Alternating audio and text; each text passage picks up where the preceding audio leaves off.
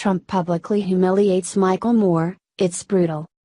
Do people still care about Michael Moore? Apparently not, and President Trump took notice. Yesterday, the president posted a tweet mocking the documentary filmmaker for his failed show on Broadway. While not at all presidential, I must point out that the sloppy Michael Moore show on Broadway was a total bomb and was forced to close. Sad. In late July, Michael Moore, creator of documentaries such as Bowling for Columbine and Fahrenheit 9/11, decided to perform a one-man show on Broadway. The play, entitled The Terms of My Surrender, was an ambition production with an ambitious tagline: "Can a Broadway show bring down a sitting president?"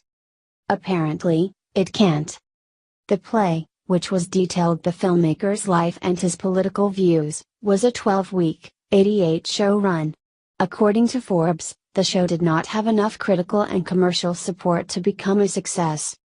Michael Moore's The Terms of My Surrender earned a total gross of $4.2 million during its run. This amounts to less than half of what it would have earned if it had sold out each night. In the final week, it earned $367,634 in ticket sales, which added up to only 47.2% of its gross potential. The week before, it earned a paltry $296,116 of a $778,176 ceiling. The critics were not too fond of the production. Theater critic Jesse Green slammed the play in an August review for the New York Times. He called it shaggy and self-aggrandizing.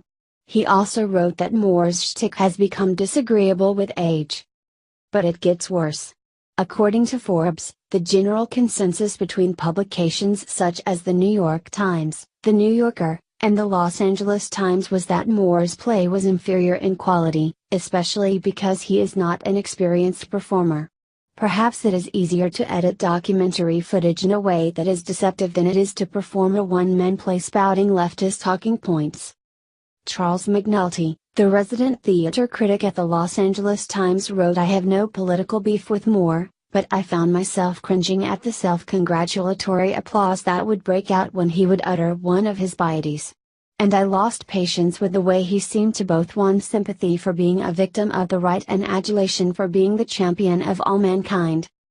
A professional in the entertainment industry such as Michael Moore should get the hint, but apparently, he doesn't. Regardless of the fact that his show was a complete and utter failure, he plans to take the show on the road, or so he said in an interview with the Wall Street Journal. He also stated that performing the act was the most artistically gratifying experience of my life. Well, Mr. Moore can go ahead and take that show on the road, but he may find himself less than satisfied with the reception. If the filmmaker desires to use an inferior production to perpetuate his leftist views, why should anyone stop him? If he's using a medium that he is not good at, it means he won't be focusing on creating deceptive documentaries. Godspeed, Michael Moore.